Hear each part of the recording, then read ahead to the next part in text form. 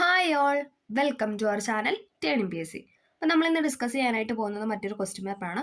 061/24 ഒരു mains question പേപ്പറാണ് കേട്ടോ അത്. ഓക്കെ, നമുക്ക് സ്റ്റാർട്ട് ചെയ്യാം. ജാലിയൻ വാലാബാഗ് കൂട്ടക്കൊലയ്ക്ക് കാരണമായ നിയമം ഏതാണ്? ജാലിയൻ വാലാബാഗ് കൂട്ടക്കൊലയ്ക്ക് കാരണമായ നിയമമാണ് റൗലറ്റ് ആക്ട് അല്ലേ? ഓപ്ഷൻ ബി റൗലറ്റ് ആക്ട് ആണ്. ഏതാണ് വർഷം? 1919 അല്ലേ? 19 എന്നൊക്കെ പറഞ്ഞ് നമ്മൾ പഠിച്ചിട്ടുണ്ട് അല്ലേ? 1919 റൗലറ്റ് ആക്ട്. ജാലിയൻ വാലാബാഗ് കൂട്ടക്കൊലയ്ക്ക് കാരണമായ നിയമമാണ്. റൗലറ്റ് ആക്ടിനെ ഗാന്ധിജി എന്താ വിശേഷിപ്പിച്ചത്? കരിനിയമം എന്നാണ് അല്ലേ വിശേഷിപ്പിച്ചത്. അപ്പോൾ കരിനിയമം എന്ന് പറഞ്ഞാലും ആൻസർ ശരിയാണ്. ഓക്കെ, പ്ലാസി യുദ്ധം ബ്രിട്ടീഷ് ഭരണത്തിന് അടിത്തറ പാകിയെങ്കിൽ ജാലിയൻ വാലാബാഗ് അടിത്തറ ഇളക്കി. ഇത് ആരുടെ വാക്കുകളാണ്? നമ്മൾ ഗാന്ധിജിനെ കുറിച്ച് ആയിരുന്നല്ലോ പറഞ്ഞു വെച്ചിരുന്നത്. ഗാന്ധിജി പറഞ്ഞ വാക്കുകളാണ് ഇതെന്ന് പറയുന്നത്. പ്ലാസി യുദ്ധം ബ്രിട്ടീഷ് ഭരണത്തിന് അടിത്തറ പാകിയെങ്കിൽ ജാലിയൻ വാലാബാഗ് അടിത്തറ ഇറക്കി. ഇങ്ങനെ പറഞ്ഞത് ആരാണെന്ന് ചോദിച്ചാൽ ആരാണ്? മഹാത്മാ ഗാന്ധിയാണ്. അടുത്തത്, ഇന്ത്യൻ സ്വാതന്ത്ര്യ സമരത്തിന്റെ ആത്യന്തിക ലക്ഷ്യം പൂർണ്ണ സ്വരാജ് ആണെന്ന് പ്രഖ്യാപിച്ച കോൺഗ്രസ് സമ്മേളനം. റിപ്പീറ്റ് ചെയ്യുന്ന ക്വസ്റ്റ്യൻ അല്ലേ? ഏതാണ്? ലാഹോർ സമ്മേളനം. ഇന്ത്യൻ സ്വാതന്ത്ര്യ സമരത്തിന്റെ ആത്യന്തിക ലക്ഷ്യം പൂർണ്ണ സ്വരാജ് ആണെന്ന് പ്രഖ്യാപിച്ച കോൺഗ്രസ് സമ്മേളനമാണ് ലാഹോർ. ബംഗാൾ വിഭജനം നടത്തിയ ബ്രിട്ടീഷ് വൈസ്രോയി. ബംഗാൾ വിഭജനം നടത്തിയ ബ്രിട്ടീഷ് വൈസ്രോയി ആണ് കഴ്സൺ പ്രഭു അല്ലെ? ഏതായിരുന്നു വർഷം? 1905 അല്ലെ? 1905 ബംഗാൾ വിഭജനം. അതാരും പ്രഖ്യാപിച്ചതെന്ന് വെച്ചാൽ കഴ്സൺ പ്രഭു ആണ്. ഇന്ത്യൻ നാഷണൽ കോൺഗ്രസിന്റെ പ്രസിഡന്റായ ആദ്യത്തെ ഇന്ത്യൻ വനിതയാണ് ചോദിച്ചത്. ആരാണ്? ഓപ്ഷൻ സി സരോജിനി നായിഡു ആയിരുന്നു അല്ലെ? ഇന്ത്യൻ നാഷണൽ കോൺഗ്രസിന്റെ പ്രസിഡന്റ് ആയ ആദ്യത്തെ ഇന്ത്യൻ വനിതയാണ് സരോജിനി നായിഡു. ആദ്യത്തെ വനിത ചോദിച്ചാലായിരുന്നു ആനി ബസന്റ് ആയിരുന്നു അല്ലെ? ആദ്യത്തെ വനിത എന്ന് ചോദിച്ചാൽ ആനി ബസന്റ് ആണ്. ഇന്ത്യൻ ഭരണഘടനയുടെ അനുച്ഛേദം 19 താഴെ പറയുന്നതിൽ ഏത് അവകാശമാണ് ഉൾക്കൊള്ളുന്നത്? ഏതാണ്? ഓപ്ഷൻ സി അഭിപ്രായ സ്വാതന്ത്ര്യത്തിനുള്ള അവകാശം. ഇന്ത്യൻ ഭരണഘടനയുടെ ആർട്ടിക്കിൾ 19 താഴെ പറയുന്നതിൽ ഏത് അവകാശമാണ് ഉൾക്കൊള്ളുന്നത് എന്ന് ചോദിച്ചാൽ അഭിപ്രായ സ്വാതന്ത്ര്യത്തിനുള്ള അവകാശം. സ്വത്തവകാശം മൗലിക അവകാശങ്ങളിൽ നിന്ന് നീക്കം ചെയ്തത് ഏതു ഭരണഘടനാ ഭേദഗതിയിലൂടെയാണ്? 44 ഭരണഘടനാ ഭേദഗതി അല്ലെ? 1978 44 ഭേദഗതി പ്രകാരമാണ് സ്വത്തവകാശം മൗലിക അവകാശങ്ങളിൽ നിന്ന് നീക്കം ചെയ്തത്. ഇന്ത്യൻ ഭരണഘടനയിലെ മൗലിക അവകാശങ്ങൾ എന്ന ആശയം സ്വീകരിച്ചത് ഏത് രാജ്യത്തിന്റെ ഭരണഘടനയിൽ നിന്നാണ്? മൗലിക അവകാശങ്ങൾ എന്ന ആശയം സ്വീകരിച്ചത് എവിടെ നിന്നാണ്? ഓപ്ഷൻ എ അമേരിക്കയിൽ നിന്നാണ് അല്ലെ? USA നിന്നാണ് നമ്മൾ മൗലിക അവകാശം എന്ന ആശയം കടം കൊണ്ടിട്ടുള്ളത്. മൗലിക കടമകളെക്കുറിച്ച് ശുപാർശ നൽകുന്നതിനായി 1976 കോൺഗ്രസ് പാർട്ടി രൂപീകരിച്ച കമ്മിറ്റി ഏതാണ്? മൗലിക കടമകളെക്കുറിച്ച് ശുപാർശകൾ നൽകുന്നതിനായി 1976 കോൺഗ്രസ് പാർട്ടി രൂപീകരിച്ച കമ്മിറ്റിയാണ് ഇതെന്ന് പറയുന്നത്. Option D Swaran Singh committee. മൗലിക കടമകളെക്കുറിച്ച് ശുപാർശ ചെയ്യുന്നതിനായി 76 കോൺഗ്രസ് രൂപീകരിച്ച കമ്മിറ്റിയാണ് സ്വരൺ സിംഗ് കമ്മിറ്റി. ഇന്ത്യൻ പാർലമെന്റിന്റെ സംയുക്ത സമ്മേളനം വിളിച്ചു ചേർക്കുന്നത് ആരാണ്? ഇന്ത്യൻ പാർലമെന്റിന്റെ സംയുക്ത സമ്മേളനം വിളിച്ചു ചേർക്കുന്നത് ഓപ്ഷൻ ബി രാഷ്ട്രപതിയാണ് അല്ലെ? പ്രസിഡന്റ് ആണ് സംയുക്ത സമ്മേളനം വിളിച്ചു ചേർക്കുന്നത്. 1947 ഐക്യകേരള കൺവെൻഷൻ നടന്നത് എവിടെയാണ്? 47 ഐക്യകേരള കൺവെൻഷൻ നടന്നത് എവിടെയാണ്? ഓപ്ഷൻ എ തൃശ്ശൂരിലാണ്. 47 ഐക്യകേരള കൺവെൻഷൻ നടന്നത് തൃശ്ശൂരിൽ. സമത്വ സമാജം എന്ന സംഘടന സ്ഥാപിച്ച സാമൂഹിക പരിഷ്കർത്താവ്. സമത്വ സമാജം എന്ന സംഘടന സ്ഥാപിച്ച സാമൂഹിക പരിഷ്കർത്താവാണ് ഓപ്ഷൻ ഡി വൈകുണ്ഠ സ്വാമികളാണ് സമത്വ സമാജം എന്ന സംഘടന സ്ഥാപിച്ചത്. ബ്രിട്ടീഷ് ആധിപത്യത്തിനെതിരായി കേരളത്തിൽ നടന്ന ആദ്യത്തെ സംഘടിത കലാപമാണ് ഇതെന്ന് പറയുന്നത് ആറ്റിങ്ങൽ കലാപം അല്ലെ? ആറ്റിങ്ങൽ കലാപം. ഇനി ആദ്യത്തെ കലാപം എന്ന് പറയുകയാണെങ്കിൽ അത് അഞ്ചുതെങ്ങ് കലാപമാണ്. ഓക്കെ, 1.25 കോടി മലയാളികൾ എന്ന കൃതിയുടെ കർത്താവായ കേരള മുഖ്യമന്ത്രി EMS Namboodiripad. Option C EMS നമ്പൂതിരിപ്പാടാണ് 1.25 കോടി മലയാളികൾ എന്ന കൃതിയുടെ കർത്താവ്. 1817 തിരുവിതാംകൂർ പ്രാഥമിക വിദ്യാഭ്യാസം സൗജന്യമാക്കിയ ഭരണാധികാരി. നേരത്തെയും പറഞ്ഞിട്ടുണ്ട്, പ്രാഥമിക വിദ്യാഭ്യാസം എന്ന് കേൾക്കുമ്പോൾ ലക്ഷ്മിബായി ആണോ പാർവതിബായി ആണോ എന്ന് ഡൗട്ട് തോന്നാതിരിക്കാൻ പ്രാഥമികത്തിന്റെ പായ എടുത്തിട്ട് കണക്ട് ചെയ്തിട്ട് പാർവതിബായി എന്ന് പഠിക്കാൻ പറഞ്ഞിട്ടുണ്ടായിരുന്നു അല്ലെ? വീഡിയോ കണ്ടവർക്കറിയാം. ഓക്കെ, അപ്പൊ എന്ത് തന്നെയാണെങ്കിലും 1817 തിരുവിതാംകൂർ പ്രാഥമിക വിദ്യാഭ്യാസം സൗജന്യമാക്കിയ ഭരണാധികാരിയാണ് ഗൗരി പാർവതിബായി. അടുത്ത ക്വസ്റ്റ്യൻ, G20യുമായി ബന്ധപ്പെട്ട് താഴെ പറയുന്നതിൽ തെറ്റായ പ്രസ്താവന ഏതാണ്? തെറ്റായതാണ് ഇവിടെ ചോദിച്ചിട്ടുള്ളത്. ഓക്കെ, തെറ്റായതാണ്. ഏതാണ് തെറ്റ്? ഓപ്ഷൻ സി ആണ് ഇവിടെ തെറ്റായിട്ട് കൊടുത്തിട്ടുള്ളത്. ബാക്കിയെല്ലാം ശരിയാണ്. G20യിൽ ഉൾപ്പെട്ട രാജ്യമാണ് ബ്രസീൽ അല്ലെ? ബ്രസീൽ G20യിൽ ഉൾപ്പെട്ട രാജ്യമാണ്. G20ക്ക് സ്ഥിരമായ ആസ്ഥാനമില്ല. എല്ലാ വർഷവും G20 ഉച്ചകോടി നടത്താറുണ്ട്. അല്ലെ? നമുക്കറിയാം, എപ്പോഴും തന്നെ ചോദിക്കാറുണ്ട് ഓരോ വർഷം എവിടെ ഏത് വേദി എന്നൊക്കെ ചോദിക്കാറുണ്ട് അല്ലെ? G20യിൽ ഉൾപ്പെട്ട രാജ്യമാണ് ബ്രസീൽ. G20ക്ക് സ്ഥിരമായ ആസ്ഥാനമില്ല. എല്ലാ വർഷവും G20 ഉച്ചകോടി നടത്താറുണ്ട്. ഏറ്റവും കൂടുതൽ കടൽത്തീരമുള്ള കേരളത്തിലെ ജില്ല ഏതാണ്? ഏറ്റവും കൂടുതൽ കടൽത്തീരമുള്ള കേരളത്തിലെ ജില്ലയാണ് ഏതെന്ന് പറയുന്നത്? ഓപ്ഷൻ ബി കണ്ണൂർ എന്ന് പറയുന്നത്. ഭാഷയുടെ അടിസ്ഥാനത്തിൽ സംസ്ഥാനങ്ങളെ പുനഃസംഘടിപ്പിക്കുന്നതിനായി രൂപീകരിച്ച സംസ്ഥാന പുനഃസംഘടനാ കമ്മീഷൻ ഉൾപ്പെടാത്ത വ്യക്തി ആരാണ്? ഉൾപ്പെടാത്ത വ്യക്തിയാണ് ചോദിച്ചിട്ടുള്ളത്. ഏതാണ്? ഓപ്ഷൻ ബി പോറ്റി ശ്രീരാമുലുവാണ് ഉൾപ്പെടാത്തത്. Fazal Ali KM Panikkar, HN Kunzru. ഇവർ 3 പേരായിരുന്നു എന്തെന്ന് പറയുന്നത് സംസ്ഥാന പുനഃസംഘടന കമ്മീഷനിലെ അംഗങ്ങൾ എന്ന് പറയുന്നത്. Okay, Fazal Ali, KM Panikkar, HN Kunzru. അതിൽ KM പണിക്കർ ആയിരുന്നു, അദ്ദേഹം ആയിരുന്നല്ലോ ഒരേ ഒരു മലയാളി അല്ലെ, ആ കമ്മീഷനിലെ മലയാളിയായിരുന്നു സർദാർ KM പണിക്കർ എന്ന് പറയുന്നത്. അടുത്തത്, ഇന്ത്യയുടെ വിദേശ നയത്തിന്റെ പ്രധാന തത്വങ്ങളിൽ പെടുന്നവ ഏതെല്ലാം? ഇന്ത്യയുടെ വിദേശ നയത്തിന്റെ പ്രധാന തത്വങ്ങളിൽ പെടുന്നവയാണ് ചോദിച്ചിട്ടുള്ളത്. ഓപ്ഷൻ സി ആണ് 1, 2, 3.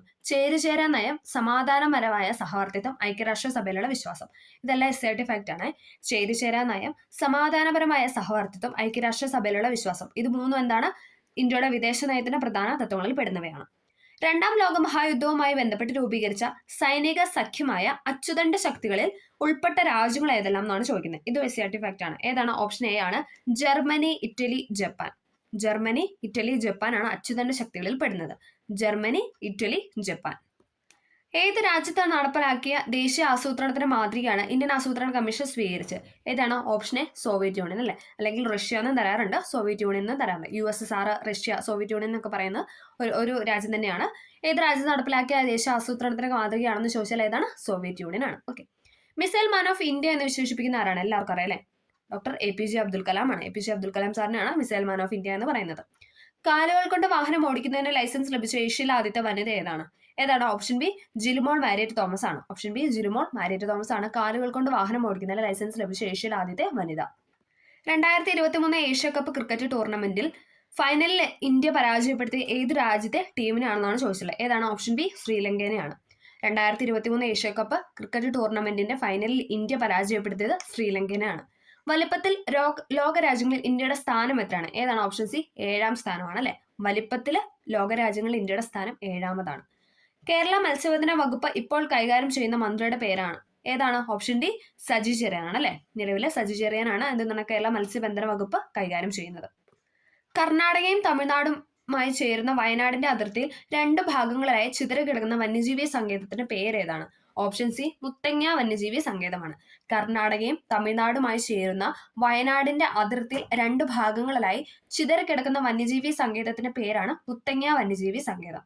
19ാമത് ഏഷ്യൻ ഗെയിംസ് നടന്ന രാജ്യം ഏതാണ്? 19ാമത് ഏഷ്യൻ ഗെയിംസ് നടന്ന രാജ്യമാണ് ചൈന. 19ാമത് ഏഷ്യൻ ഗെയിംസ് നടന്ന രാജ്യമാണ് ചൈന.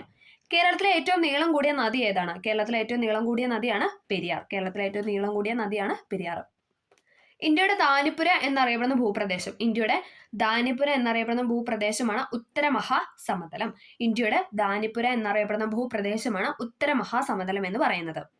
കേരളത്തിലെ ഏറ്റവും വലിയ ശുദ്ധജല തടാകം. കേരളത്തിലെ ഏറ്റവും വലിയ ശുദ്ധജല തടാകമാണ് ശാസ്താംകോട്ട അല്ലെ. കേരളത്തിലെ ഏറ്റവും വലിയ ശുദ്ധജല തടാകമാണ് ശാസ്താംകോട്ട.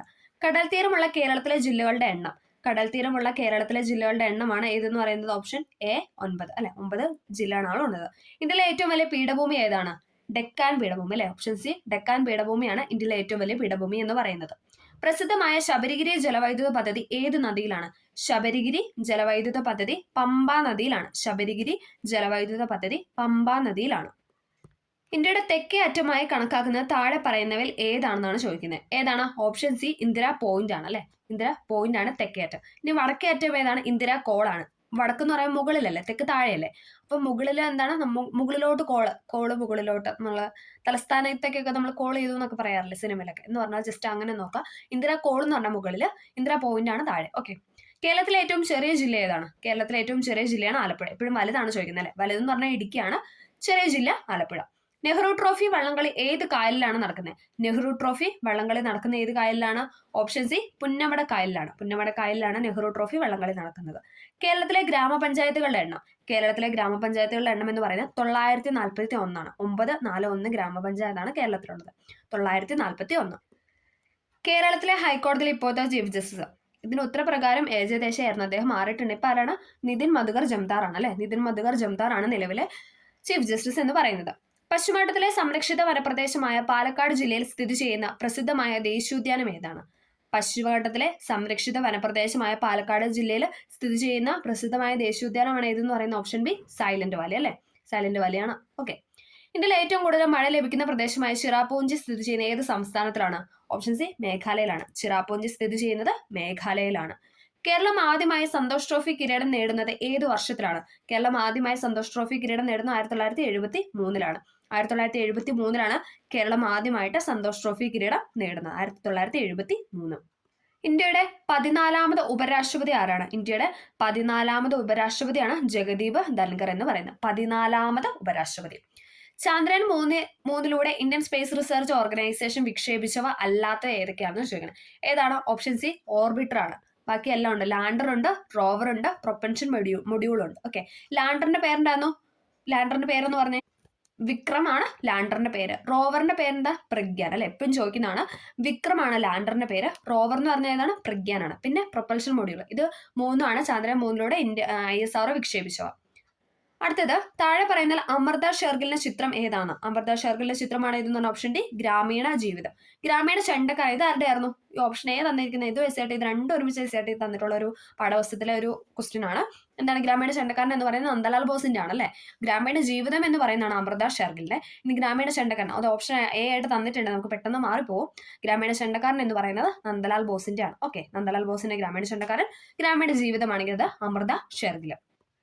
ചരക്കു സേവന നികുതി അഥവാ GST എന്നാണ് നിലവിൽ വന്നത്? GST നിലവിൽ വന്ന എന്നാണ്? 2017 ജൂലൈ 1 അല്ലെ. 2017 ജൂലൈ 1 GST നിലവിൽ വന്നത്. ഗോദാൻ എന്ന കൃതി രചിച്ചത് ആരാണ്? SAT ഫാക്ട് ആണ്. ഗോദാൻ എന്ന കൃതി രചിച്ചത് പ്രേംചന്ദ് ആണ്. ഗോദാൻ എന്ന കൃതി രചിച്ചത് പ്രേംചന്ദ് ആണ്. ഒളിമ്പിക്സ് ചിഹ്നത്തിലെ മഞ്ഞവളയം ഏത് ഭൂഖണ്ഡത്തെ സൂചിപ്പിക്കുന്നു? ഒളിമ്പിക്സ് ചിഹ്നത്തിലെ മഞ്ഞവളയം സൂചിപ്പിക്കുന്നത് ഏഷ്യനെയാണ്. ഏഷ്യ എന്ന ഭൂഖണ്ഡത്തെയാണ് ഒളിമ്പിക്സ് ചിഹ്നത്തിലെ മഞ്ഞവളയം സൂചിപ്പിക്കുന്നത്. 69ാമത് ദേശീയ ചലച്ചിത്ര പുരസ്കാരം 2021 മികച്ച നടനായി തിരഞ്ഞെടുക്കപ്പെട്ടത് ആരാണ്? 69ാമത് ദേശീയ ചലച്ചിത്ര പുരസ്കാരം 2021 മികച്ച നടനായി തിരഞ്ഞെടുക്കപ്പെട്ടത് ആരാണ്? ഓപ്ഷൻ ഡി അല്ലു അർജുനാണ്. അല്ലു അർജുനാണ് തിരഞ്ഞെടുക്കപ്പെട്ടത്. ഓക്കെ, അടുത്തത് മുൻ മുഖ്യമന്ത്രി ഉമ്മൻചാണ്ടിയുടെ ആത്മകഥ ഏതാണ്? മുൻ മുഖ്യമന്ത്രി ഉമ്മൻചാണ്ടിയുടെ ആത്മകഥയാണ് കാലം സാക്ഷി. കാലം സാക്ഷി എന്നാണ് ഉമ്മൻചാണ്ടിയുടെ ആത്മകഥയുടെ പേരെന്ന് പറയുന്നത്. ഓക്കെ, കാലം സാക്ഷി. അടുത്തത് 2023 71ാമത് മിസ് വേൾഡ് മത്സരത്തിന് ആതിഥേയത്വം വഹിച്ച രാജ്യം ഏതാണ്? 2023 71ാമത് മിസ് വേൾഡ് മത്സരത്തിന് ആതിഥേയത്വം വഹിച്ച രാജ്യമാണ് ഇന്ത്യ എന്ന് പറയുന്നത്. ഇന്ത്യയിലായിരുന്നു. രാജ്യത്തെ ഏറ്റവും ഉയരമുള്ള അംബേദ്കർ പ്രതിമ അനാച്ഛാദനം ചെയ്തത് എവിടെയാണ്? അംബേദ്കർ പ്രതിമ അനാച്ഛാദനം ചെയ്തത് എവിടെയാണ്? Option A ഹൈദരാബാദിലാണ്. ഇമ്പോർട്ടൻ്റ് ആണ്. രാജ്യത്തെ ഏറ്റവും ഉയരമുള്ള അംബേദ്കർ പ്രതിമ അനാച്ഛാദനം ചെയ്തത് ഹൈദരാബാദിലാണ്. താഴെ പറയുന്നതിൽ ശരിയായ ജോഡി ഏത്? താഴെ പറയുന്നതിൽ ശരിയായ ജോഡി എന്ന് പറയുന്നത് രണ്ട് മാത്രമാണ് ഇവിടെ ശരിയായിട്ട് കൊടുത്തിട്ടുള്ളത്. കോമ്പല്ലം എന്തിനാണ്? ആഹാരവസ്തുക്കൾ കടിച്ചു കീറാനാണ് കോമ്പല്ല. ഇനി ചർവണകവും അഗ്രചർവണകവും എന്തിനാണ്? ചവച്ചരയ്ക്കാൻ വേണ്ടിയിട്ടാണ്. ചാ വെച്ചിട്ട് കണക്ട് ചെയ്യാൻ നമ്മൾ പറഞ്ഞായിരുന്നു അല്ലെ. ചർവണകത്തിനകത്തും അഗ്രചർവണത്തിനകത്തും ഒരു ചായ ഉണ്ട്, ചവച്ചരയ്ക്കാനകത്തും ചായ ഉണ്ട്. ഓക്കെ, അപ്പൊ അത് വെച്ചിട്ട് കണക്ട് ചെയ്യുക. ചർവണകവും അഗ്രചർവണവും നമുക്ക് എന്തിനാന്ന് ചോദിച്ചാൽ ചവച്ചരയ്ക്കാനാണ്. ഇനി കടിച്ചു മുറിക്കാനാണ് നമുക്ക് ഉളിപ്പൽ യൂസ് ചെയ്യുന്നത്. ഓക്കെ, അതുകൊണ്ടാണ് ഈ ബാക്കി 3 സ്റ്റേറ്റ്മെന്റ് ഇവിടെ തെറ്റായിട്ട് കൊടുത്തുള്ളത്. അതെല്ലാം തിരിച്ചാണ് കൊടുത്തിരിക്കുന്നത്. ഓക്കെ, അപ്പോൾ ഉളിപ്പല്ലെന്ന് പറഞ്ഞാൽ നമുക്ക് കടിച്ച് മുറിക്കാൻ വേണ്ടിയിട്ടാണ് യൂസ് ചെയ്യുന്നത്. ചർവണകവും അഗ്രചർവണമാണ് നമ്മൾ കടിച്ച് ചവച്ചരയ്ക്കാൻ വേണ്ടി യൂസ് ചെയ്യുന്നു. കോമ്പല്ല് എന്താണ്? കടിച്ച് കീറാൻ. അതാണ് ഇവിടെ ശരിയായിട്ട് കൊടുത്തിട്ടുള്ളത്. ലോല ഏത് വിളയുടെ സങ്കരയിനമാണ്? ലോല എന്ന് പറയുന്നത് പയർ ഇനമാണ്. പയർ വിളയാണ് ലോല എന്ന് പറയുന്നത്. അസ്ഥികൾ കനം കുറഞ്ഞു വളയുന്നു. ഇത് ഏത് അപര്യാപ്തത രോഗത്തിന്റെ ലക്ഷണമാണ്? ഏതാണ്? ഓപ്ഷൻ സി കണ അല്ലെ. കണ അഥവാ റിക്കറ്റ്സ്. വിറ്റാമിൻ ഡിയുടെ കുറവ് മൂലം ഉണ്ടാവുന്നതാണ് അസ്ഥികൾ കനം കുറഞ്ഞു വളയുന്നത്.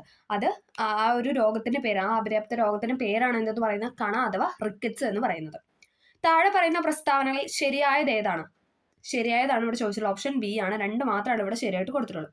തിരമാല പാരമ്പര്യേതര ഊർജ്ജ സ്രോതസ്സാണ്. നമ്മൾ ഈ ചാപ്റ്റർ കഴിഞ്ഞ ദിവസം അല്ലെ അപ്ലോഡ് ചെയ്തിട്ടുണ്ടായിരുന്നു. എല്ലാവരും ഒന്ന് കണ്ടു നോക്കുക. അപ്പൊ നമുക്ക് അതിന് ആ ഒരു വ്യത്യാസം നമുക്കെല്ലാം കറക്റ്റായിട്ട് പഠിക്കാനായിട്ട് പറ്റും. ഓക്കെ, തിരമാല പാരമ്പര്യേതര ഊർജ്ജ സ്രോതസ്സാണ് അല്ലെ. പാരമ്പര്യേതര, അതായത് പാരമ്പര്യമായിട്ട് കിട്ടാത്തൊരു കാര്യമാണ് തിരമാല അല്ലെ. അതൊക്കെ ഡെയിലി നമുക്ക് കിട്ടുന്നതാണ് അല്ലെ. അപ്പൊ നമ്മൾ അങ്ങനെ ഒന്ന് കണക്ട് ചെയ്ത് വെക്കുക. തിരമാല എന്ന് പറയുന്ന പാരമ്പര്യേതര ഊർജ്ജ സ്രോതസ്സാണ്. ഇനി പാരമ്പര്യ ഊർജ്ജ സ്രോതസ്സാണ് ഏതെന്നൊക്കെ പറയുന്നത് കൽക്കരി, പെട്രോളിയം അല്ലെ പ്രകൃതിവാതകം. ഇതൊക്കെ എന്ന് പറയുന്നത് നമുക്ക് പാരമ്പര്യം, അതായത് അനേകം വർഷങ്ങൾ എടുത്തിട്ട് അത് ഉണ്ടായി വരുന്നതാണ്. അതുകൊണ്ട് തന്നെ നമ്മൾ അതിനെ പാരമ്പര്യ ഊർജ്ജ സ്രോതസ്സാണെന്നാണ് പറയുന്നത്. പക്ഷെ ഇവിടെ തന്നിരിക്കുന്നത് പാരമ്പര്യേതര തെറ്റാണ്. പിന്നെ എന്താണ്? സൂര്യന്റെ എനർജി അല്ലെ, സോളാർ. പിന്നെന്താണ്? വിൻഡ് എനർജി, തിരമാല, വേലിയിറക്കം. ഇതൊക്കെ എന്ന് പറയുന്നത് പാരമ്പര്യേതര ഊർജ്ജ സ്രോതസ്സാണ്. അതായത് നമുക്ക് ഡെയിലി കിട്ടുന്ന കാര്യങ്ങളാണെന്ന് ഓർത്ത് കണക്ട് ചെയ്താൽ മതി. ഡെയിലി നമുക്ക് കിട്ടുന്നതായത് അതെന്താണ്? പാരമ്പര്യം അല്ല. അപ്പൊ അത് പാരമ്പര്യേതരമാണ്. ഓക്കെ, പാരമ്പര്യം എന്ന് പറഞ്ഞാൽ എന്താണ്? നമുക്ക് കാലാകാലങ്ങളായിട്ട് ഉള്ള ഒരു പ്രൊസീജിയറിന് പുറത്ത് നമുക്ക് ഇങ്ങനെ കിട്ടുന്നതാണ് പാരമ്പര്യ ഊർജ്ജ സ്രോതസ് എന്ന് പറഞ്ഞാൽ. അതിനൊക്കെ എക്സാമ്പിളാണ് കൽക്കരി, പെട്രോളിയം, പിന്നെ പ്രകൃതിവാതകം എന്നിവയൊക്കെ. ഓക്കെ, അപ്പൊ അടുത്ത ക്വസ്റ്റ്യൻ. വനം വകുപ്പിന് കീഴിൽ കടലാമകളെ സംരക്ഷിച്ചു വരുന്ന മുതിയം കടൽത്തീരം കേരളത്തിലെ ഏത് ജില്ലയിലാണെന്നാണ് ചോദിച്ചത്. ഏതാണ്? ഓപ്ഷൻ ബി മലപ്പുറത്താണ്. വനം വകുപ്പിന് കീഴിൽ കടലാമകളെ സംരക്ഷിച്ചു വരുന്ന മുതിയം കടൽ തീരം കേരളത്തിലെ ഏത് ജില്ലയിലാണെന്ന് വെച്ചാൽ മലപ്പുറത്താണ്. അന്താരാഷ്ട്ര മില്ലറ്റ് വർഷം ഏത്? അന്താരാഷ്ട്ര മില്ലറ്റ് വർഷമാണ് 2023 നമ്മൾ ആഘോഷിച്ചത് അല്ലെ. 2023 മില്ലറ്റ് വർഷം. 2024 എന്തായിരുന്നു? ഒട്ടക വർഷമായിരുന്നു അല്ലെ. 2024 ഒട്ടക വർഷമായിരുന്നു. സംസ്ഥാനത്തെ പ്രാഥമിക ആരോഗ്യ കേന്ദ്രങ്ങളെ കുടുംബാരോഗ്യ കേന്ദ്രങ്ങളാക്കി മാറ്റാൻ ലക്ഷ്യമിട്ട പദ്ധതിയാണ് ആർദ്ര മിഷൻ എന്ന് പറയുന്നത് അല്ലെ. ആർദ്ര മിഷൻ എന്ന് പറഞ്ഞാൽ എന്താണ്? സംസ്ഥാന PH അതായത് പ്രാഥമിക ആരോഗ്യ പ്രൈമറി ഹെൽത്ത് സെന്ററിൽ എന്താണ് ഫാമിലി ഹെൽത്ത് സെന്റർ ആക്കി കുടുംബാരോഗ്യ കേന്ദ്രങ്ങളാക്കി മാറ്റാൻ ലക്ഷ്യമിട്ട പദ്ധതിയാണ് ആർദ്രം എന്ന് പറയുന്നത്. മിക്സി പ്രവർത്തിക്കുമ്പോൾ ഉണ്ടാകുന്ന ഊർജ്ജമാറ്റം എന്ന ആശയം പ്രയോജനപ്പെടുത്തി താഴെ കൊടുത്തിരിക്കുന്നത് ശരിയായ ഉത്തരം കണ്ടെത്താനാണ് പറഞ്ഞത്. ഏതാണ്? ആൻസർ കീയിൽ ഇവിടെ A എന്നാണ് തന്നിട്ടുള്ളത്. പക്ഷെ ശരിക്കും പറയേണ്ടത് ശബ്ദോർജ്ജമായിട്ട് വരുന്നുണ്ട്, യാന്ത്രികോർജ്ജമായിട്ട് വരുന്നുണ്ട്. ഓപ്ഷൻ C ആണ്. അതിൽ ചെറിയൊരു കൺഫ്യൂഷൻ ഉണ്ട്, അതായത് ആൻസർ കീയിൽ കൊടുത്തിരിക്കുന്നത്. അപ്പോൾ അതുകൊണ്ട് നമുക്കത് സ്കിപ്പ് ചെയ്യാം. ഓക്കെ, അടുത്തതിലോട്ട് പോവാം.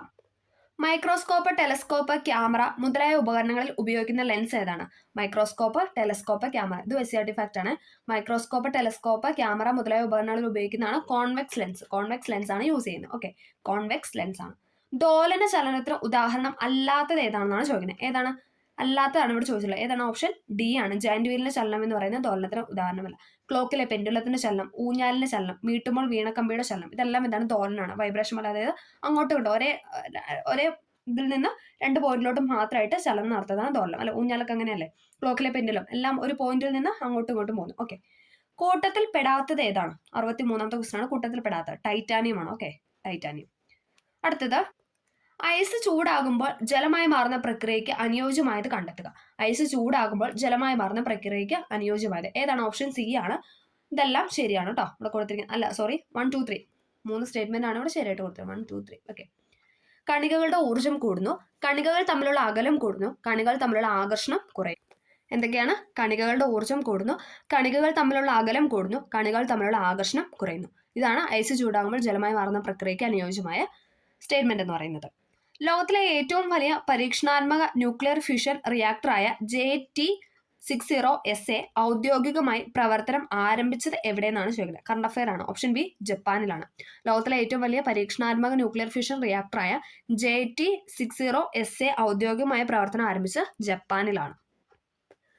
ഇതുവരെ നിർമ്മിച്ചതിൽ വെച്ച് ഏറ്റവും വലിയ ബഹിരാകാശ ദൂരദർശിനിയായ ജെയിംസ് വെബ് ബഹിരാകാശ ദൂരദർശിനിയുടെ സവിശേഷതകളിൽ ഉൾപ്പെടാത്തത് ഏതെന്നാണ് ചോദിച്ചിട്ടുള്ളത്. ഉൾപ്പെടാത്തത് ഓപ്ഷൻ D ആണ്. ബാക്കിയെല്ലാം ശരിയാണ്. അപ്പൊ നമുക്കതൊന്ന് നോക്കാം.